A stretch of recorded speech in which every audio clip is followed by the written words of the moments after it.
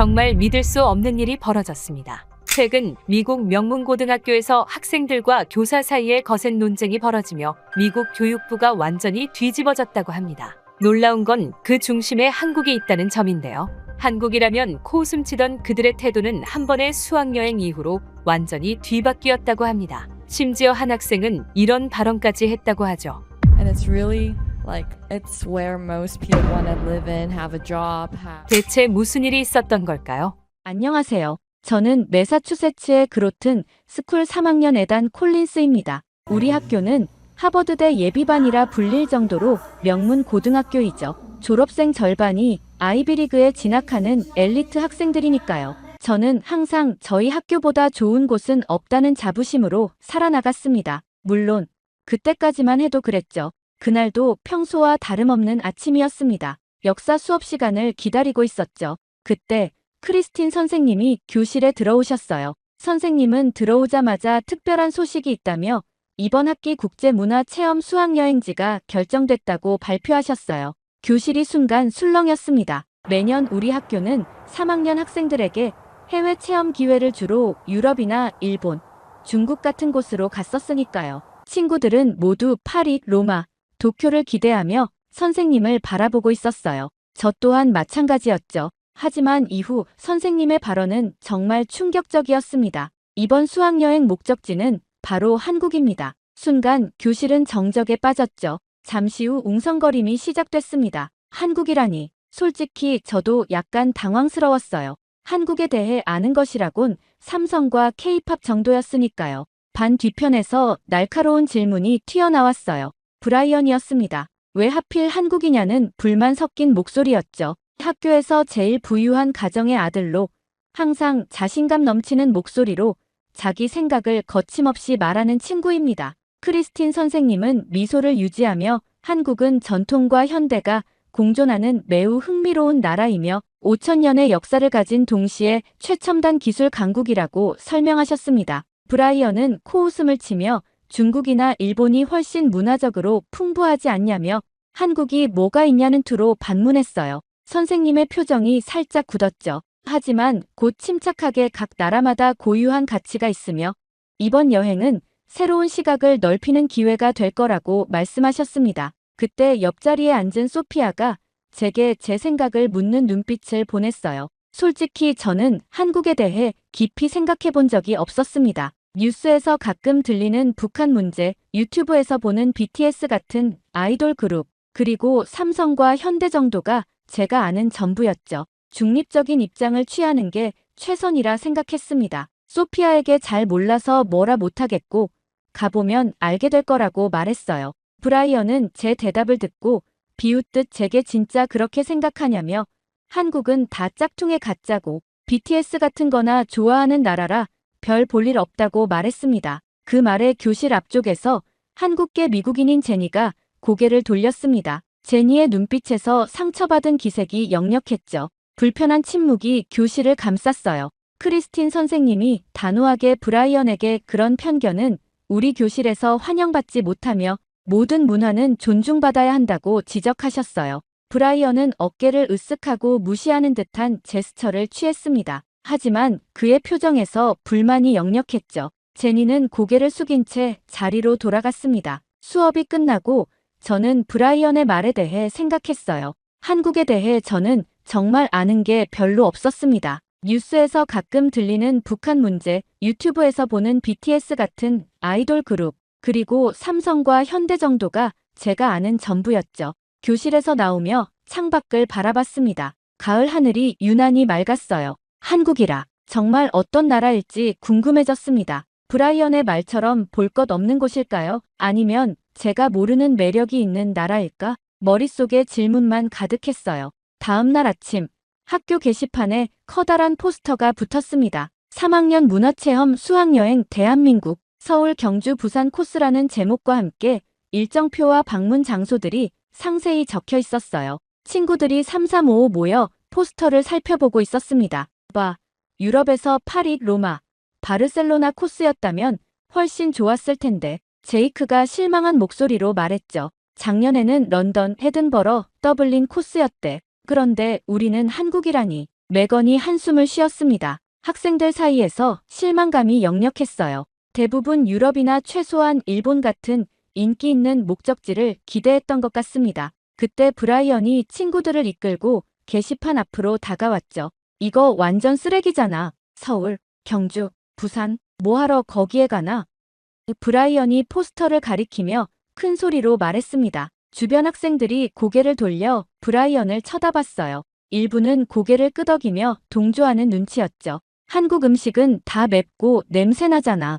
기술도 일본 따라잡지도 못했고. 브라이언이 계속해서 비하 발언을 이어갔습니다. 저는 포스터의 사진들을 주의 깊게 살펴보고 있었어요. 서울의 현대적인 고층 빌딩들, 경주의 고대 유적, 부산의 아름다운 해변. 사진만 봐도 다양한 모습을 가진 나라 같았습니다. 제가 사진을 보는 동안 브라이언의 목소리가 점점 커졌죠. 한국이 뭐가 있다고 거기로 가는 거야? 진짜 학교가 미쳤나 봐. 더 이상 참기 어려웠습니다. 브라이언, 근거 없는 얘기보다는 한번 직접 보고 판단하는 게 좋지 않을까? 제가 말했어요. 브라이언과 그의 친구들이 저를 향해 돌아섰습니다. 에단, 너 혹시 한국 덕후야? K-팝 좋아해? 브라이언이 비웃듯 물었죠. 그런 거 아니야. 그냥 가보지도 않은 나라를 판단하는 건 좀 이른 것 같아서 제가 침착하게 대답했습니다. 그때 크리스틴 선생님이 복도에 나타나셨어요. 무슨 토론을 그렇게 열심히 하고 있나요? 브라이언이 한국 수학여행에 대해 불평하고 있었어요. 매건이 말했습니다. 크리스틴 선생님은 브라이언을 잠시 바라보시더니 제게로 시선을 옮기셨죠. 에단, 넌 어떻게 생각해? 아직 잘 모르겠어요. 한국에 대해 아는 게 별로 없어서요. 가서 직접 보고 판단하는 게 좋을 것 같습니다. 솔직하게 답했어요. 선생님은 밝게 웃으셨습니다. 에단, 넌 중립적인 시각이 좋구나. 혹시 여행 후에 소감문을 써보는 건 어떨까? 내 관점이 흥미로울 것 같아. 브라이언은 코웃음을 치며 자리를 떠났어요. 그의 친구들도 따라갔죠. 하지만 몇몇 학생들은 남아 포스터의 일정을 더 자세히 살펴보기 시작했습니다. 그렇게 수학여행이 일주일 앞으로 다가왔습니다. 학교 전체가 분주한 분위기에 휩싸였어요. 복도마다 여행 준비물 리스트가 붙어있고 모든 학생들이 짐 싸는 이야기로 술렁이고 있었죠. 하지만 한국 여행에 대한 반응은 여전히 엇갈렸습니다. 저는 도서관에서 한국에 관한 책들을 몇 권 찾아 읽고 있었어요. 역사책에서는 한국 전쟁 후 폐허에서 경제 강국으로 성장한 과정을 설명하고 있었습니다. 이런 급속한 발전이 단기간에 가능했다는 게 놀라웠죠. 소피아가 옆자리에 앉으며 여행 준비는 잘 되어가는지 물었습니다. 기본적인 것들은 다 챙겼다고 대답했어요. 소피아는 한국어 인사말 몇 개를 배우고 있다며 밝게 웃었죠. 소피아는 다른 학생들과 달리 이번 여행에 진심으로 기대하는 것 같았습니다. 그녀의 열정이 부러웠어요. 저는 아직도 중립적인 입장이었지만 최소한 열린 마음으로 접근하려고 노력하고 있었습니다. 도서관을 나와 교실로 향하는 길에 브라이언과 그의 친구들이 모여있는 것을 보았어요. 그들은 여전히 한국 여행에 대해 불평하고 있었습니다. 브라이언은 부모님께 항의했지만 소용없었다며 불만을 토로하고 있었죠. 여행에 불참하면 성적에 영향을 준다고 하여 어쩔 수 없이 가야 한다고 한숨을 쉬었습니다. 그들은 제가 지나가는 것을 보고 갑자기 대화를 멈췄어요. 불편한 침묵이 흘렀죠. 저는 무시하고 지나가려 했지만 브라이언이 제 이름을 불렀습니다. 진짜 이번 여행이 괜찮다고 생각하느냐는 질문이었어요. 잠시 생각한 후 솔직히 아직 모르겠지만 한국이 생각보다 흥미로운 나라일 수도 있다고 대답했어요. 브라이언은 눈을 굴리며 한국은 그냥 K-팝과 김치밖에 없다며 비웃었습니다. 더 이상 대화를 이어갈 이유가 없다고 느꼈죠. 말없이 교실로 향했습니다. 여행 전날 우리는 학교 강당에 모였어요. 크리스틴 선생님과 여행 인솔 교사들이 최종 안내사항을 전달하고 있었습니다. 다음 날 아침 5시에 학교 정문 앞에서 만나자는 당부와 함께 짐무게 제한, 비행기 내 행동 수칙, 현지 에티켓 등 다양한 안내가 이어졌죠. 강당 안은 긴장감과 설렘이 뒤섞인 분위기였습니다. 마지막으로 선생님께서 중요한 말씀을 하셨습니다. 이번 여행은 단순한 관광이 아니라 문화체험이니 열린 마음으로 한국 문화를 존중하며 배우는 시간이 되길 바란다고 강조하셨어요. 강당을 나오는 길에 제니가 제게 다가왔습니다. 한국에 대해 조사 중이라고 들었으니 도움이 필요하면 말해달라고 따뜻하게 제안했어요. 고맙다고 대답했죠. 제니의 친절한 마음이 와닿았습니다. 다음 날 아침, 공항으로 향하는 버스에 올랐어요. 브라이언은 맨 뒷자리에 앉아 음악을 크게 틀어놓고 있었습니다. 창밖으로 보이는 새벽 풍경을 바라보며 생각했어요. 이제 정말 한국으로 가는구나. 과연 그곳은 어떤 모습일까? 공항에 도착하고 체크인과 보안 검색을 마쳤습니다. 탑승구 앞에서 브라이언이 갑자기 제 옆에 서더니 작은 목소리로 3초 안에 후회하게 될 거라고 말했어요. 마침내 14시간의 긴 비행 끝에 인천국제공항에 도착했습니다. 창문 너머로 보이는 공항은 상상했던 것보다 훨씬 현대적이었어요. 유리와 철골 구조의 웅장한 건물이 눈앞에 펼쳐졌죠. 비행기에서 내리자 브라이언이 눈살을 찌푸리며 주변을 둘러보고 있었습니다. 아마 투박하고 낙후된 시설을 기대했던 모양이에요. 하지만 그의 표정에서 미묘한 당혹감이 느껴졌죠. 입국 심사장으로 향하는 길에 자동 안내 시스템이 영어와 한국어로 방향을 안내했습니다. 놀랍게도 입국 심사는 빠르고 효율적이었어요. 미국 공항에서 1시간 넘게 기다리던 기억과 달리 여기선 10분 만에 모든 절차가 끝났습니다. 이게 말이 돼? 브라이언이 작은 목소리로 중얼거렸죠. 저도 솔직히 놀랐어요. 입국 심사관은 유창한 영어로 간단한 질문을 던지고 친절하게 웃으며 여권의 도장을 찍어주었습니다. 수화물을 찾으러 가는 길에 공항 곳곳에 설치된 첨단 시스템들이 눈에 띄었어요. 디지털 안내 스크린, 자동화된 카트 반납 시스템, 심지어 로봇 안내원까지 있었습니다. 소피아가 감탄하며 로봇과 사진을 찍기도 했죠. 우리 학교 기술 수업에서 배운 것보다 더 발전된 시스템이네요. 제니가 제 옆에서 말했습니다. 저도 동의할 수밖에 없었어요. 특히 인상적이었던 것은 공항 전체에 제공되는 무료 와이파이였습니다. 미국에서는 공항 와이파이가 불안정하거나 유료인 경우가 많았는데 여기서는 연결하자마자 빠른 속도로 작동했죠. 에단, 너도 한국이 이렇게 발전했을 줄 몰랐지? 소피아가 물었어요. 솔직히 인정할 수밖에 없었습니다. 제가 상상했던 한국의 모습과는 달랐어요. 브라이언도 멀리서 스마트폰을 만지작거리며 당황한 표정을 짓고 있었죠. 공항을 나와 우리를 기다리고 있던 관광버스에 탑승했습니다. 한국인 가이드 미나 씨가 밝은 미소로 우리를 맞이했어요. 유창한 영어로 소개하며 서울로 향하는 동안 한국에 대한 기본 정보를 알려주겠다고 했습니다. 창밖으로 펼쳐지는 풍경이 점점 도심으로 바뀌었어요. 고층 빌딩들, 깔끔한 도로, 녹지 공간이 조화롭게 어우러진 모습이 인상적이었습니다. 미나 씨의 설명에 따르면 서울은 1,000만 명이 넘는 인구가 사는 메가시티지만 도시 곳곳에 산과 공원, 한강이 있어 자연과 도시가 공존한다고 했죠. 첫 일정은 홍대 지역 탐방이었습니다. 젊음의 에너지가 넘치는 거리에 내리자 다양한 상점들과 카페, 거리 예술가들이 눈에 들어왔어요. 미나 씨는 이곳이 K-팝과 한국 젊은이 문화의 중심지라고 설명했습니다. 브라이언도 슬쩍 관심을 보이기 시작했어요. 특히 거리의 다양한 패션과 음식 가게들을 유심히 살펴보는 모습이었습니다. 그가 무언가 사진을 찍는 것도 보였죠.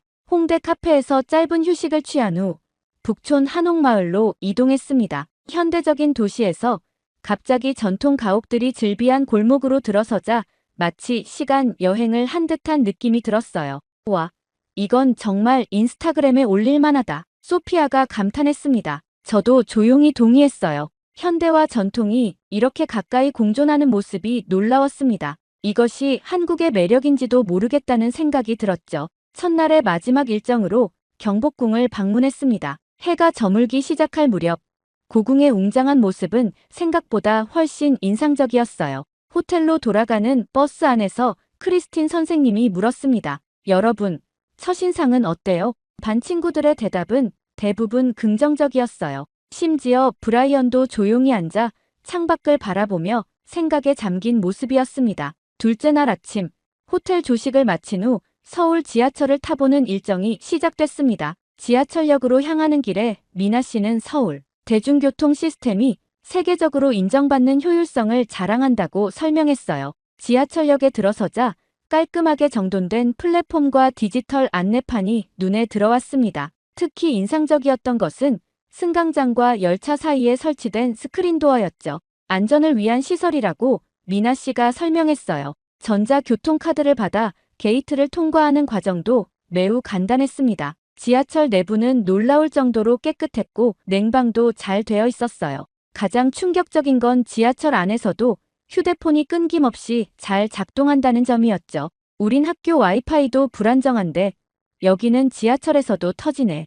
무심코 말했습니다. 소피아가 웃으며 동의했어요. 내가 듣기로는 한국이 세계에서 인터넷 속도가 가장 빠른 나라 중 하나래. 브라이언도 자신의 휴대폰을 들여다보며 놀란 표정이었습니다. 미국에서는 지하철에 들어가면 통신이 끊기는 게 당연했는데 여기서는 영상 통화도 가능할 정도였죠. 지하철로 강남 지역에 도착해 현대적인 쇼핑몰과 사무실 건물들 사이를 걸었습니다. 거리마다 카페가 즐비했고 각각 독특한 콘셉트를 가지고 있었어요. 디저트 카페에 들어가 잠시 휴식을 취했죠. 한국의 카페 문화는 단순한 커피를 넘어서 라이프 스타일의 일부가 되었습니다. 미나 씨가 설명했어요. 많은 청년들이 카페에서 공부하고 회의하고 데이트하죠. 음료를 주문하는 과정에서 무인 키오스크를 사용해 봤습니다. 터치 한 번으로 모든 것이 해결되는 편리함이 인상적이었어요. 카페의 인테리어도 세련되었고 와이파이는 물론 휴대폰 충전기까지 각 테이블마다 구비되어 있었습니다. 점심시간, 미나 씨는 우리를 한식당으로 안내했어요. 메뉴판을 보며 망설이고 있을 때 제니가 추천해준 비빔밥을 주문했습니다. 알록달록한 야채들이 올려진 밥이 나왔고 미나 씨는 모든 재료를 잘 섞어 먹는 방법을 알려주셨죠. 첫 한 입을 먹는 순간 예상치 못한 맛의 조화에 놀랐어요. 매콤하면서도 신선한 야채의 아삭함과 고소한 참기름 향이 어우러져 정말 맛있었습니다. 어떻게 이렇게 간단한 음식이 이렇게 맛있을 수 있지? 생각했죠. 테이블 건너편에서 브라이언도 조심스럽게 음식을 맛보고 있었습니다. 처음엔 미심쩍어 하다가 점점 속도를 내며 먹기 시작했어요. 나중에 알고 보니 그는 치즈 불닭이라는 매운 라면을 시켰는데 얼굴이 빨개지면서도 계속 먹고 있었죠. 생각보다 괜찮네. 브라이언이 작은 목소리로 말했어요. 오후에는 편의점과 무인 매장을 방문했습니다. 편의점의 다양한 상품들과 도시락의 퀄리티에 모두가 놀랐어요. 미국의 편의점과는 차원이 달랐죠. 무인 매장에서는 직원 없이 쇼핑하고 결제하는 시스템을 체험했습니다. 저녁으로 김치찌개를 먹었어요. 처음엔 걱정했지만 뜨거운 국물에 밥을 말아먹는 방식이 의외로 편안했습니다. 특유의 매콤한 맛과 구수함이 조화를 이루었죠. 호텔로 돌아가는 길, 소피아가 물었어요. 에단, 이제 한국에 대해 어떻게 생각해? 잠시 생각했습니다. 솔직히 예상과 달라. 모든 게 너무 효율적이고 음식도 정말 맛있어. 그리고 기술적으로도 정말 앞서 있는 것 같아. 그렇게 셋째 날, 우리는 서울을 떠나 경주로 향했습니다. KTX라는 고속열차를 타고 이동했는데 시속 300km로 달리는 열차의 속도와 안정감이 놀라웠어요. 창밖으로 한국의 시골 풍경이 빠르게 스쳐 지나갔죠. 경주는 신라의 천년 수도였던 곳입니다. 한국의 폼페이라고도 불리죠. 미나 씨가 설명했어요. 2시간 남짓한 시간이 지나고 경주에 도착했습니다. 도시 전체가 하나의 박물관 같았어요. 현대적인 건물 사이로 고대 유적들이 자연스럽게 어우러져 있었죠. 첫 번째로 방문한 곳은 불국사였습니다. 7세기에 지어진 이 사찰은 웅장한 돌계단과 아름다운 목조 건물들로 이루어져 있었어요. 미나 씨는 불국사의 석조 구조물들이 어떻게 지진에도 견딜 수 있도록 정교하게 설계되었는지 설명해 주셨습니다. 와, 이게 1500년 전에 만들어진 거라고. 소피아가 감탄했어요. 저도 놀라움을 감출 수 없었습니다. 미국에서는 200년 된 건물도 역사적 유물로 대우받는데 여기선 1000년이 넘는 건축물들이 여전히 그 기능을 유지하고 있었죠. 점심 후 방문한 천마총은 더욱 인상적이었어요. 신라 왕의 무덤인 이 거대한 흙, 언덕 속에서 발굴된 유물들은 고대 한국의 화려한 문화 수준을 보여주고 있었습니다. 특히 금관의 정교함에 모두가 할 말을 잃었죠. 이런 세밀한 작업을 그 시대에 어떻게 할 수 있었을까? 생각에 잠겼습니다. 브라이언도 유물을 바라보며 생각에 잠긴 모습이었어요. 그의 태도에 미묘한 변화가 감지됐습니다. 더 이상 조롱하거나 비웃지 않고 진지하게 설명을 듣고 있었죠. 오후에는 현지 초등학교를 방문하는 일정이 있었어요. 국제교류 프로그램의 일환으로 우리는 영어 수업에 참여해 한국 아이들과 교류할 기회를 가졌습니다. 교실에 들어서자 아이들이 일어나서 환영 인사를 했어요. 그들의 밝은 미소와 호기심 가득한 눈빛이 인상적이었습니다. 준비해온 미국 문화 소개와 간단한 게임을 함께하며 시간을 보냈죠. 특히 인상적이었던 것은 아이들의 예의 바른 태도였어요. 선생님의 말씀에 경청하고 서로를 배려하는 모습이 자연스러웠습니다. 수업이 끝난 후에는 아이들이 자발적으로 교실을 깨끗이 정리하는 모습도 보였죠. 미국에선 보기 힘든 광경인데 브라이언이 작은 목소리로 말했어요. 저도 동의했습니다. 특히 한 작은 남학생이 제게 다가와 서툰 영어로 질문하던 모습이 기억에 남았어요. 그 아이는 질문을 하기 전에 정중하게 허리를 굽혀 인사를 했고 대화가 끝난 후에도 예의 바르게 감사 인사를 전했습니다. 학교를 나오는 길에 크리스틴 선생님이 물었어요. 여러분, 오늘 경험은 어땠나요? 아이들이 너무 귀여웠어요. 그리고 정말 예의 바르더라고요. 소피아가 말했습니다. 브라이언도 조용히 고개를 끄덕였어요. 그는 한 아이가 직접 그려준 그림을 조심스럽게 가방에 넣고 있었죠. 저녁 경주의 전통 한옥 숙소에 머물며 하루를 마무리했습니다. 창밖으로 보이는 밤하늘의 별들이 유난히 밝게 빛나고 있었어요. 일기장을 꺼내 오늘의 감상을 적었습니다. 역사의 깊이와 사람들의 따뜻함이 공존하는 나라. 한국은 내가 상상했던 것보다 훨씬 더 복합적이고 매력적인 곳이다. 그렇게 경주에서의 일정을 마치고 부산으로 이동했습니다. 해안 도시 부산은 또 다른 매력을 가진 곳이었어요. 해운대 해변을 걸으며 시원한 바닷바람을 맞았죠. 광안대교의 웅장한 모습과 활기찬 자갈치 시장도 인상적이었습니다. 하지만 곧 여행의 마지막 날, 서울로 돌아갈 시간이 되었어요. 서울로 돌아오는 열차 안에서 창밖 풍경을 바라보며 지난 며칠간의 경험을 돌이켜봤습니다. 처음 한국에 왔을 때의 막연한 편견과 지금 느끼는 감정은 확연히 달랐어요. 이 나라는 제가 상상했던 것보다 훨씬 더 다양한 모습을 가지고 있었죠. 서울에 도착해 마지막 저녁은 한강변 공원에서 보내기로 했습니다. 미나 씨는 우리를 한강변의 아름다운 전망대로 안내했어요. 석양에 물든 한강과 서울의 야경이 펼쳐졌죠. 도시 전체가 반짝이는 불빛으로 가득했습니다. 여러분, 오늘은 여행의 마지막 밤이니 소감을 나누는 시간을 가져볼까요? 크리스틴 선생님이 제안하셨어요. 우리는 둥글게 모여 앉았습니다. 소피아가 먼저 말했죠. 저는 한국이 정말 놀라웠어요. 특히 전통과 현대가 어떻게 조화를 이루는지가 인상적이었습니다. 제니도 동의했어요. 저는 한국계 미국인으로서 제 뿌리에 대해 더 자랑스러워졌어요. 미국에서 보는 한국과 실제 한국은 정말 달랐습니다. 몇몇 친구들이 더 이야기를 나눈 후 크리스틴 선생님이 제게 물었어요. 에단, 너의 생각은 어때? 잠시 망설였습니다. 그동안 느꼈던 감정들을 정리하려고 했죠. 한국은 제가 알던 모습이 아니었어요. 처음에는 잘 몰라서 중립적인 입장이었지만 이곳에서 보낸 시간이 제 시각을 완전히 바꿔놓았습니다. 삶의 방식이 다르지만 그 속에 배울 게 정말 많았어요. 계속해서 말했습니다. 특히 인상적이었던 건 기술과 전통의 조화, 그리고 사람들의 예의와 배려였어요.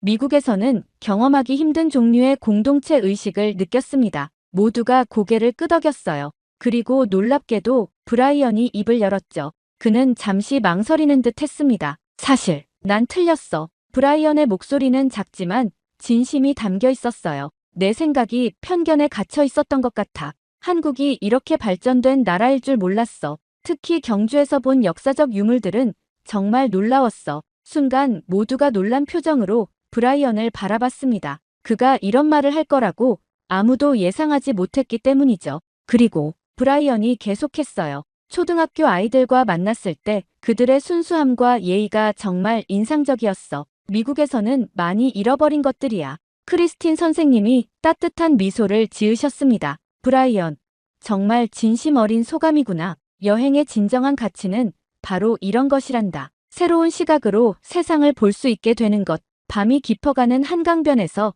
우리는 각자의 생각을 나누며 한국에서의 마지막 밤을 보냈어요. 서울의 야경은 점점 더 아름답게 빛났고 우리의 마음속에도 새로운 불빛이 켜진 것 같았습니다. 호텔로 돌아가는 버스 안, 창밖을 바라보며 생각했어요. 이 여행은 단순히 다른 나라를 방문한 것이 아니라 제 시야를 넓히고 편견을 깨뜨리는 소중한 경험이었습니다. 미국으로 돌아가면 많은 사람들에게 진짜 한국의 모습을 알려주고 싶다는 생각이 들었죠. 드디어 인천국제공항에서 미국으로 돌아가는 비행기를 기다리며 마지막으로 한국 땅을 밟고 있었습니다. 공항 면세점에서 친구들은 저마다 기념품을 고르느라 바빴어요. 저도 가족들을 위한 작은 선물들과 한국 전통차를 구입했죠. 그리고 제 자신을 위해 작은 태극 문양 책갈피를 하나 샀습니다. 비행기 안, 창밖으로 서서히 멀어지는 한국의 모습을 바라봤어요. 일주일 전만 해도 이 나라에 대해 아는 것이 거의 없었는데 이제는 마음 한구석에 특별한 공간을 차지하게 되었습니다. 14시간의 긴 비행 동안 소감문을 작성하기 시작했어요. 그로튼 스쿨로 돌아온 첫날, 학교는 평소와 다름없이 분주했습니다. 하지만 한국에서의 경험으로 세상을 바라보는 제 시선은 미묘하게 달라져 있었어요. 런치타임에 여러 친구들이 한국 여행에 대해 물었죠. 진짜 어땠어? 기대했던 것보다 좋았어? 제이크가 물었습니다. 솔직히 말하면 기대 이상이었어. 특히 기술 수준이 놀라웠어. 지하철에서도 인터넷이 엄청 빨랐고 모든 것이 효율적으로 돌아가더라. 답했어요. 먹을 만한 음식은 있었어? 매건이 궁금해했습니다. 처음엔 걱정했는데 의외로 다양하고 맛있었어. 비빔밥이라는 건강식도 있고 매운 음식도 있고 브라이언은 치즈 불닭에 완전 빠졌더라. 말하며 웃었죠. 브라이언의 이름이 나오자 모두가 놀란 표정이었습니다. 브라이언이 그 한국 여행을 못마땅해 하던 브라이언이 제이크가 의아해했어요. 그때 브라이언이 카페테리아에 들어왔습니다. 그는 이제 한국에 대해 완전히 다른 태도를 보였어요. 심지어 한국 문화에 관심 있는 학생들의 모임에도 참석했다고 들었습니다. 수학여행 후속 수업 시간, 크리스틴 선생님은 소감문 발표를 부탁하셨어요. 떨리는 마음으로 교실 앞으로 나가 준비해온 소감문을 펼쳤습니다. 한국은 단순한 여행지가 아니었습니다. 읽기 시작했어요. 처음에 저는 한국에 대해 거의 아는 것이 없었고 특별한 기대도 없었습니다. 하지만 직접 경험해보니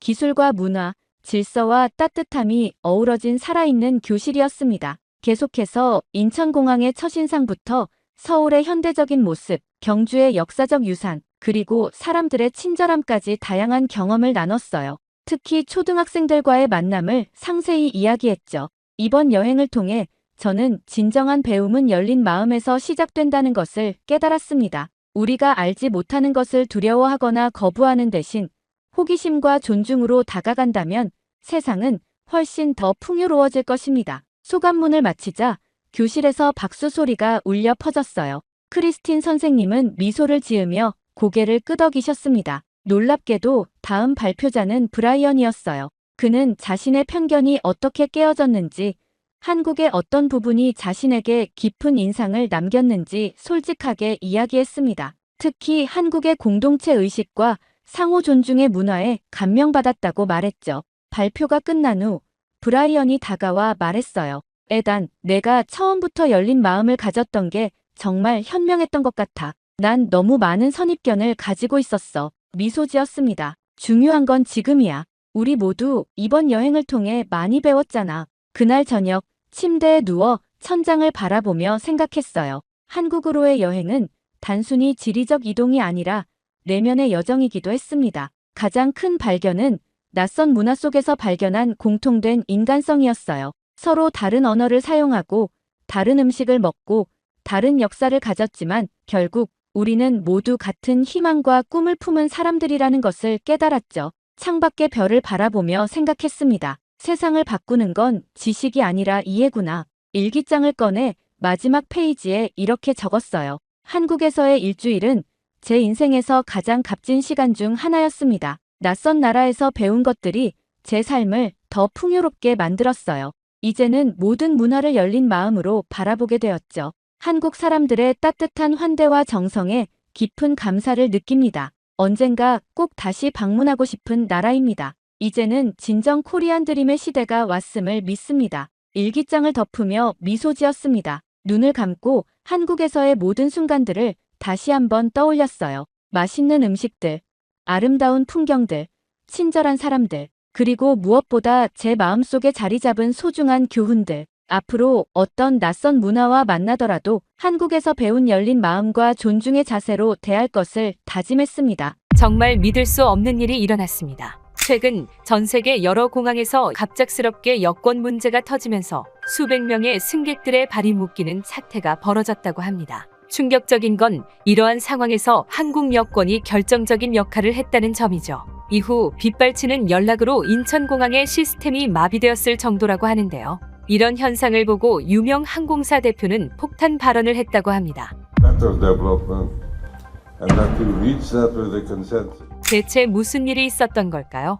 안녕하세요. 저는 뉴욕 JFK 국제공항에서 근무하는 조종사 윌리엄입니다. 15년 동안 대형 항공사에서 일하며 세계 각국을 다녀봤죠. 하지만 한국은 아직 방문해 본 적이 없었어요. 사실 크게 관심이 없기도 했고요. 물론 그 사건이 있기 전까지는 말이죠. 그날도 여느 때와 같이 조종사 대기실에 앉아 다음 비행을 기다리고 있었어요. 그때 동료 조종사 크레이그가 휴대폰을 들고 다가왔습니다. 얼굴에 불만이 가득 차 있더군요. 그는 곧바로 한국이 무비자 여행 순위에서 상위권이라는 뉴스를 보여주며 비웃었어요. 저도 한번 휴대폰 화면을 흘끗 보았습니다. 뉴스 헤드라인에는 한국 여권 세계 무비자 입국 3위 기록이라고 쓰여 있었어요. 한국 여권이라고? 거기는 공산권 근처 아냐? 어떻게 저런 나라가 미국보다 순위가 높대? 이건 말도 안 된다고. 크레이그가 코웃음을 치며 말했습니다. 그의 말투에는 명백한 편견이 묻어났죠. 저는 그저 어깨를 으쓱했어요.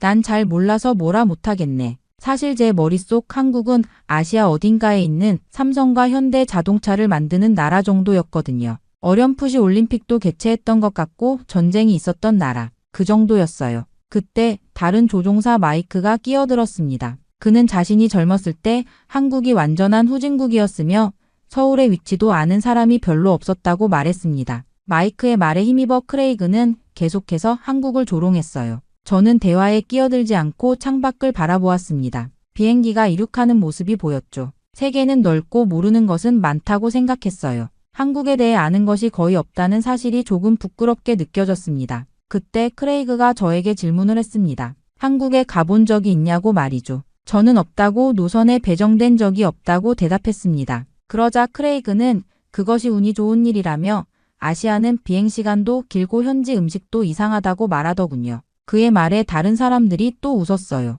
저는 억지로 미소를 지었지만 마음속으로는 약간의 의문이 들었습니다. 정말 그럴까? 세계 3위 여권을 가진 나라가 그렇게 형편없을까? 그때였습니다. 조용히 앉아있던 리사가 갑자기 목소리를 높였습니다. 리사는 아시아 노선을 자주 타는 조종사였죠. 그녀는 직접 가보지도 않고 판단하는 것이 좁은 생각이라고 지적했어요. 크레이그는 곧바로 리사를 비꼬았고 리사는 한숨을 쉬며 자리를 떠났습니다. 대화는 다시 일상적인 주제로 넘어갔지만 저는 계속 생각에 잠겼어요. 세계에는 제가 모르는 것이 너무나 많았습니다. 인터넷으로 한국에 대해 검색해볼까 생각했지만 곧 다음 비행 준비를 해야 했기에 그냥 접었어요. 어쩌면 언젠가 직접 가볼 기회가 있을지도 모르겠다고 생각했습니다. 그때 제가 그런 기회가 생각보다 빨리 찾아올 줄은 몰랐죠. 아직도 그날의 기억이 생생합니다. 제가 인천행 비행에 배정되었다는 소식을 들었던 날이 말이죠. 솔직히 당황스러웠습니다. 평소 유럽 노선만 담당하다가 갑자기 아시아 장거리 비행이라니요. 마침 동아시아 노선 전문 조종사 2명이 갑자기 휴가를 내면서 저에게 기회가 왔다죠. 항공 스케줄 관리자인 헬렌이 미안한 표정으로 다음 주 인천행 비행을 맡아달라고 했습니다. 그녀의 표정에서 이 비행이 그린기 없는 노선임을 알 수 있었어요. 저는 잠시 망설였습니다. 한국이라. 그동안 한 번도 가본 적이 없는 나라였죠. 그런데 갑자기 12시간이 넘는 장거리 비행을 책임져야 한다니.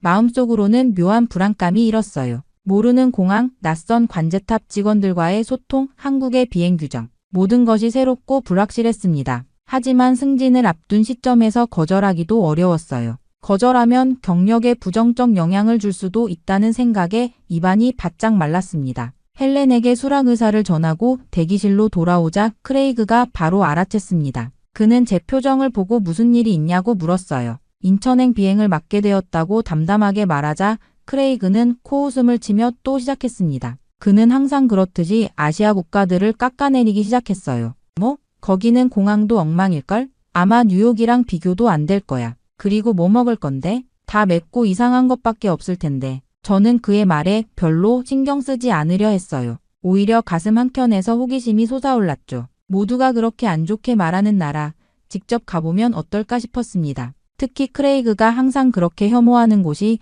정말 그런지 확인하고 싶었어요. 내심 그가 틀렸기를 바라는 마음도 있었습니다. 그날 저녁 집에 돌아와 인천공항에 대해 검색해 보았어요. 사진만 보아도 꽤 현대적인 공항처럼 보였습니다. 하지만 사진과 실제는 다를 수 있겠죠. 한국에 대해 더 찾아보려다 그만 잠들고 말았어요. 꿈에서는 미지의 나라를 향해 날아가는 제 모습이 보였습니다. 설렘과 불안이 교차하는 밤이었어요. 그렇게 다음날 저는 비행 준비를 시작했습니다. 인천행 루트, 공항 정보, 기상 조건 등을 꼼꼼히 체크했어요. 머릿속에는 계속 의문이 맴돌았습니다. 과연 모두가, 특히 크레이그가 항상 말하는 것처럼 그런 곳일까? 아니면 크게 다를까? 직접 가보면 알겠지. 저는 혼잣말을 했어요. 어쩌면 이 비행이 제 선입견을 바꾸는 계기가 될지도 모른다는 생각이 들었습니다. 비행 전날, 오랜 친구인 제임스와 저녁 식사를 했어요. 그는 전 세계를 누비는 사업가였습니다. 한국행 비행에 대해 언급하자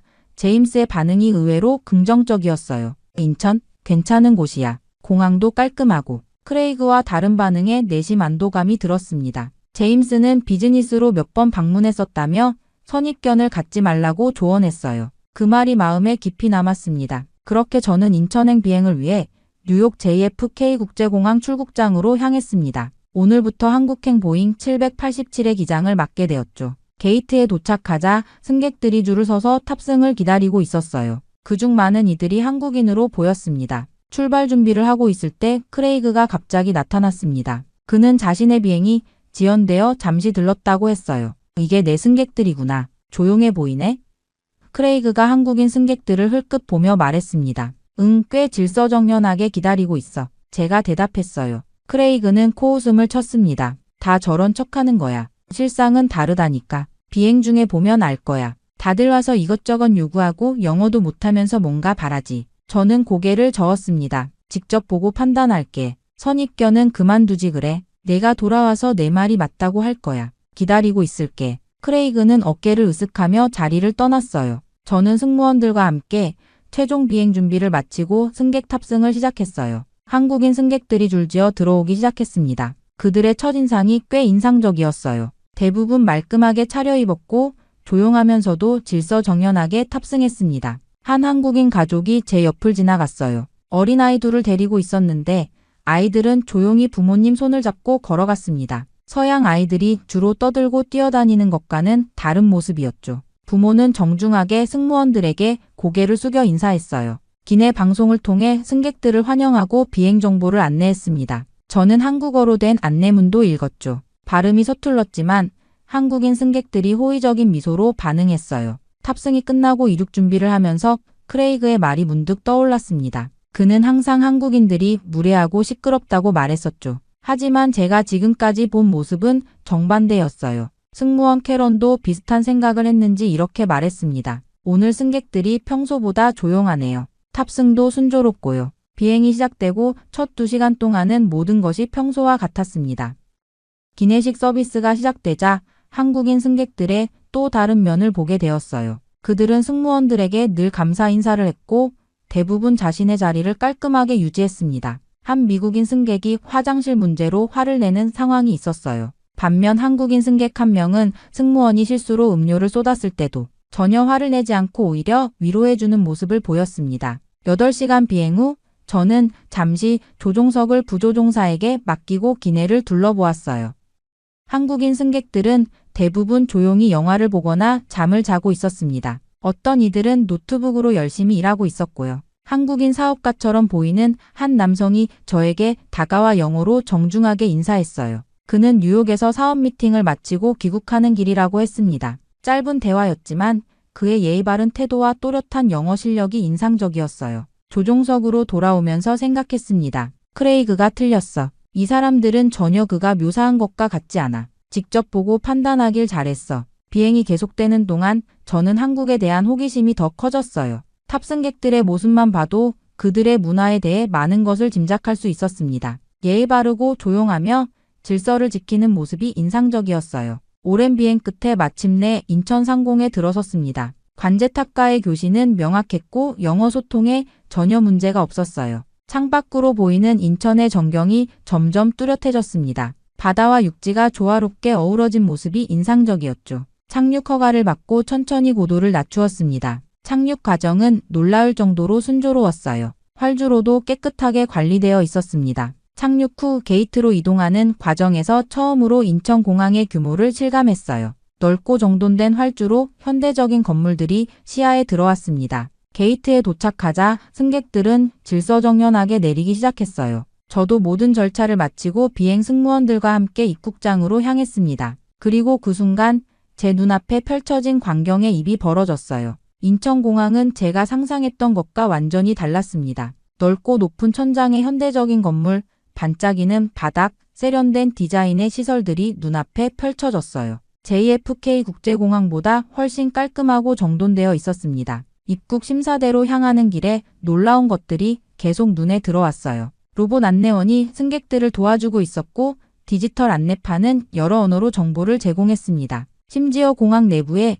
작은 정원과 문화체험 공간까지 있었어요. 입국 심사는 더욱 놀라웠습니다. 외국인 전용 자동 입국 심사대가 있어 줄을 거의 서지 않고 신속하게 통과할 수 있었어요. 지문 인식과 얼굴 스캔이 순식간에 이루어졌습니다. 제가 알던 공항의 입국 심사와는 차원이 달랐어요. 짐을 찾으러 가는 길에 한 외국인 승객이 저에게 말을 걸었습니다. 이거 공항 맞아요? 호텔 같은데. 그의 말에 저도 고개를 끄덕였습니다. 짐 찾는 곳도 효율적으로 운영되고 있었어요. 컨베이어 벨트는 빠르게 움직였고 모든 직원들은 친절하고 전문적이었습니다. 짐을 찾은 후 세관을 통과하면서 다시 한번 놀랐어요. 디지털 신고 시스템으로 빠르게 처리할 수 있었습니다. 모든 과정이 효율적이고 체계적이었어요. 공항 밖으로 나오자 깨끗한 공기와 정돈된 교통 시스템이 기다리고 있었습니다. 택시 승강장은 질서정연했고 공항 철도는 현대적인 모습이었어요. 모든 것이 크레이그가 말했던 것과는 정반대였습니다. 호텔로 향하는 공항 리무진 버스에 올라타면서 창밖의 풍경을 감상했어요. 넓은 도로, 깔끔한 거리, 현대적인 건물들이 눈에 들어왔습니다. 버스 안에는 와이파이가 제공되었고 좌석도 편안했어요. 저는 휴대폰을 꺼내 크레이그에게 메시지를 보냈습니다. 인천공항에 도착했어. 내가 말한 것과 전혀 달라. 여기는 정말 놀라운 곳이야. 그렇게 인천공항 입국장에서 잠시 휴식을 취하다가 저는 특이한 광경을 목격했습니다. 제 바로 앞에 서 있던 한국인 승객이 자동 입국 심사대로 향했어요. 그는 여권을 스캐너에 올려놓고 지문을 찍은 뒤 카메라를 응시했습니다. 그리고 불과 5초 만에 모든 절차가 끝났어요. 게이트가 열리고 그는 아무런 문제 없이 통과했습니다. 저도 외국인 전용 자동 입국 심사대로 향했어요. 여권을 스캐너에 올려놓고 지문을 등록한 뒤 얼굴 인식 절차를 밟았습니다. 하지만 제 경우는 추가 확인이 필요했어요. 담당 직원이 와서 여권을 다시 확인하고 몇 가지 질문을 했습니다. 전체 과정이 약 10분 정도 소요됐어요. 왜 이런 차이가 있는지 궁금했습니다. 호텔로 이동하는 동안 휴대폰으로 검색해 보았어요. 놀라운 사실을 발견했습니다. 한국 여권은 세계 여권 순위에서 3위를 차지하고 있었고 189개국을 무비자로 방문할 수 있다고 했어요. 미국 여권보다 순위가 높았습니다. 더 흥미로운 것은 한국 전자여권의 보안 수준이었어요. 세계 최고 수준의 보안 기술이 적용되어 있어 위조가 거의 불가능하다고 했습니다. 그래서 많은 국가에서 한국 여권 소지자에게 신속한 입국 절차를 제공한다는 내용이었어요. 호텔에 도착해 체크인을 마친 후 잠시 창밖을 바라보며 생각에 잠겼습니다. 이건 완전히 잘못된 이미지였네. 크레이그와 다른 동료들이 왜 그렇게 한국을 폄하했는지 이해할 수 없어. 저녁 식사를 위해 호텔 레스토랑에 내려갔을 때 다른 외국인 조종사와 마주쳤습니다. 캐나다인 마이클이었어요. 그는 정기적으로 인천 노선을 비행한다고 했습니다. 처음 와봤어요?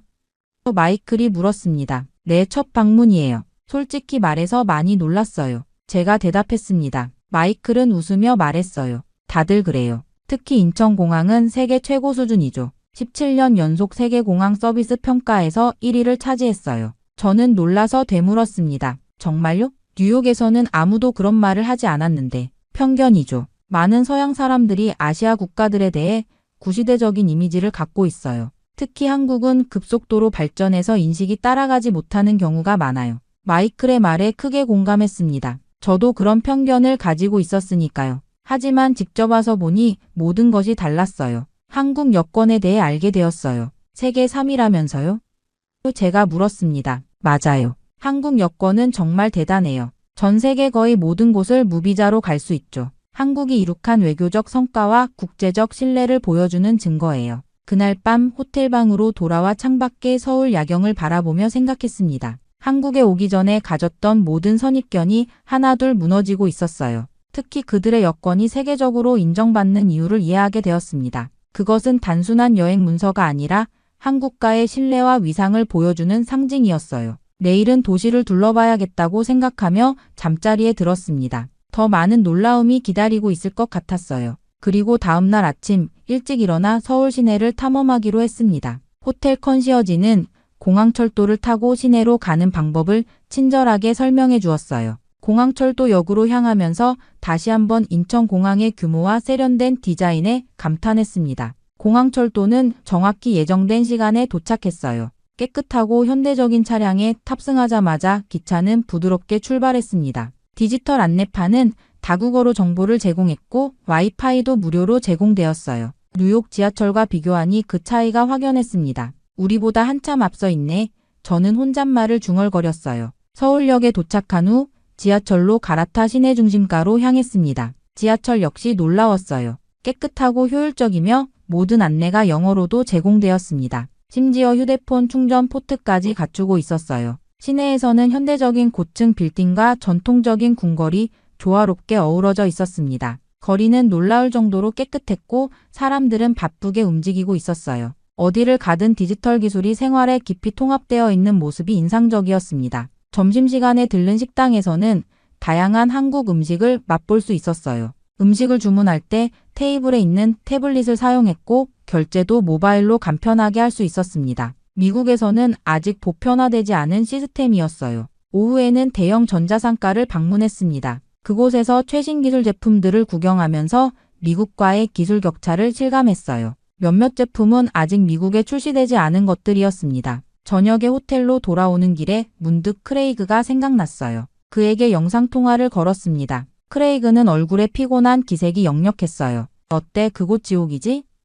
그가 웃으며 물었습니다. 내가 말하던 한국은 여기 없어, 크레이그. 저는 진지하게 대답했어요. 이곳은 우리가 생각했던 것과 완전히 달라. 오히려 많은 면에서 미국보다 앞서 있어. 크레이그는 믿기지 않는다는 표정을 지었습니다. 저는 카메라를 돌려 호텔 창밖의 서울 야경을 보여주었어요. 저게 후진국처럼 보여? 공항부터 교통 시스템, 디지털 인프라까지 모든 게 최첨단이야. 우리가 얼마나 편견에 사로잡혀 있었는지 몰라. 크레이그는 잠시 말이 없었습니다. 그러더니 마지못해 인정했어요. 사진만 보면 꽤 인상적인데. 하지만 실제로 살기엔 어떨지 모르잖아. 그래, 물론 모든 곳에 장단점이 있겠지. 하지만 적어도 우리가 생각했던 그런 곳은 절대 아니야. 와서 직접 봐봐. 통화를 마친 후 저는 다시 창밖을 바라보았습니다. 반짝이는 서울의 야경이 눈앞에 펼쳐져 있었어요. 여기 오기 전에 가졌던 모든 생각이 얼마나 잘못되었는지 다시 한번 깨달았습니다. 우리는 너무 늦었어? 라는 생각이 들었어요.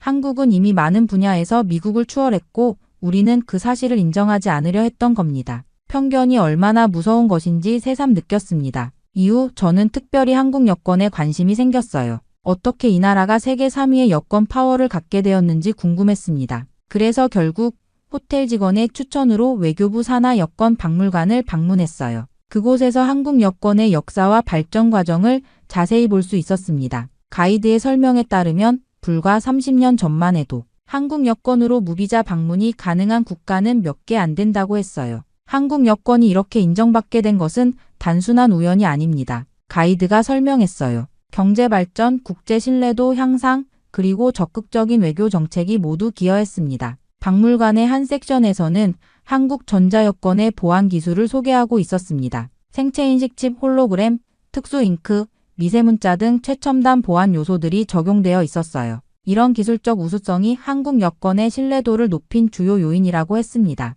한국은 국제 여권 표준을 선도하는 국가 중 하나입니다. 가이드의 설명이 계속되었어요. 우리 여권은 국제민간항공기구 ICAO의 보안 기준을 넘어서는 독자적인 기술을 개발했습니다. 전시를 둘러보면서 여권이 단순한 여행 문서가 아니라는 것을 이해하게 되었어요. 그것은 한국과의 위상과 신뢰도를 상징하는 외교적 자산이었습니다. 한국은 짧은 시간 안에 이런 신뢰를 구축했다는 점이 더욱 놀라웠어요. 박물관을 나와 근처 카페에서 한국인 외교관 출신 은퇴자와 우연히 대화할 기회가 있었습니다. 그는 영어로 유창하게 이야기했어요. 여권의 위상은 하루아침에 얻어지지 않습니다. 그가 말했어요. 우리 국민들의 해외에서의 행동, 우리나라의 경제적 기여, 그리고 국제사회에서의 책임 있는 역할이 모두 작용한 결과입니다. 그는 한국이 과거 식민지배와 전쟁의 아픔을 딛고 일어나 세계적으로 인정받는 국가가 되었다고 자랑스럽게 말했어요. 그리고 한국인들이 해외에서 법규를 준수하고 현지 문화를 존중하는 태도가 여권의 신뢰도를 높이는데 크게 기여했다고 덧붙였습니다. 여권 속에는 그 나라의 역사와 미래가 함께 담겨 있습니다. 그의 말이 깊이 와닿았어요. 호텔로 돌아오는 길에 생각했습니다. 한국 여권이 세계적으로 인정받는 이유는 단순히 기술적 우수성 때문만이 아니었어요. 그 뒤에는 국민들의 노력, 경제 발전, 외교적 성과가 있었습니다. 모든 것이 유기적으로 연결되어 하나의 강력한 신뢰를 구축한 것이었어요. 그리고 이 모든 것을 직접 목격하면서 저는 크레이그와 같은 동료들이 가진 편견이 얼마나 부당한지 다시 한번 깨달았습니다. 여권 하나를 통해 한국과의 진정한 모습을 볼 수 있었어요. 단순한 여행 문서가 아니야. 그 나라의 명예 그 자체야. 저는 혼잣말을 했습니다. 한국의 여권 속에는 수많은 이야기와 노력이 담겨 있었어요. 그것은 세계가 인정한 한국의 위상을 보여주는 명확한 증거였습니다. 드디어 마지막 날, 저는 인천으로 돌아가기 전에 공항 근처 전망대를 방문하기로 했습니다. 이곳은 활주로가 한눈에 보이는 곳으로 이륙과 착륙하는 비행기들을 관람할 수 있는 명소라고 했어요. 저에게는 조종사로서 특별한 장소였습니다. 전망대에 도착하자 넓은 유리창 너머로 인천공항의 광활한 모습이 펼쳐졌어요. 활주로에서는 여러 항공사의 비행기들이 이륙하고 착륙하고 있었습니다. 그 모습을 바라보며 이번 여행을 통해 느낀 모든 감정이 밀려왔어요. 전망대에는 다양한 국적의 사람들이 있었습니다. 그중 한 한국 가족이 눈에 띄었어요. 부모와 두 아이로 구성된 가족이었는데 아버지가 아이들에게 여권을 보여주며 무언가를 설명하고 있었습니다. 그들의 손에 들린 태극기가 그려진 여권이 햇빛에 반짝였어요. 저도 모르게 그들에게 다가갔습니다. 아버지는 유창한 영어로 반갑게 인사했어요. 비행기를 좋아하세요? 제가 물었습니다. 네, 우리 아이들이 비행기에 관심이 많아요. 특히 큰 아이는 파일럿이 되고 싶어 해요. 그가 웃으며 대답했습니다. 아이에게 제가 조종사라고 말하자 그의 눈이 반짝였어요. 몇 가지 질문에 답해주면서 저는 그들의 여권에 관심을 보였습니다. 한국 여권이 정말 대단하다고 들었어요. 세계 3위라면서요? 아버지는 자랑스러운 표정으로 고개를 끄덕였습니다. 맞아요. 우리나라가 짧은 시간 안에 많은 발전을 이루었죠. 이 작은 책 한 권에 우리 국민들의 노력과 자부심이 담겨 있습니다. 그의 말에 깊이 공감했어요. 여권이란 단순한 여행 증명서가 아니라 한국과의 위상과 성취를 보여주는 상징이었습니다. 한국은 그것을 통해 세계적인 인정을 받고 있었어요. 대화를 나눈 후 저는 다시 전망대 창가로 돌아와 이륙하는 비행기들을 바라보았습니다. 곧 저도 그 비행기 중 하나를 조종해 뉴욕으로 돌아갈 예정이었어요. 하지만 이제 저는 다른 사람이 되어 돌아갈 것 같았습니다.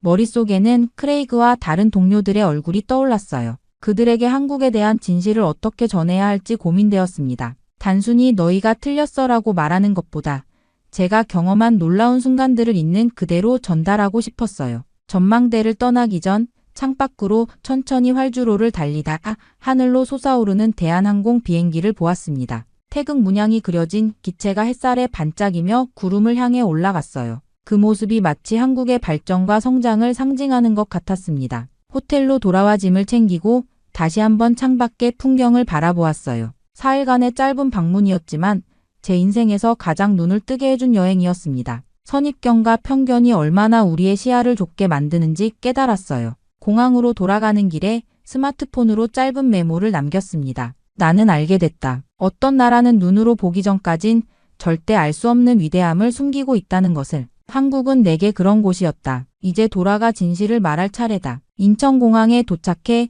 출국 절차를 밟으면서도 계속 주변을 관찰했어요. 모든 것이 효율적이고 세련되었습니다. 마지막으로 면세점을 둘러보며 가족과 동료들을 위한 선물도 샀어요. 비행기에 탑승하기 전 마지막으로 인천공항을 돌아보았습니다. 이제 저는 다른 눈으로 세상을 보게 될 것 같았어요. 한국이라는 나라가 제게 가르쳐준 소중한 교훈이었습니다. 조종석에 앉아 이륙 준비를 하면서 심호흡을 했습니다. 이번 비행은 단순한 귀국길이 아니었어요. 새로운 시각과 마음가짐으로 세상을 바라보게 된 시작점이었습니다.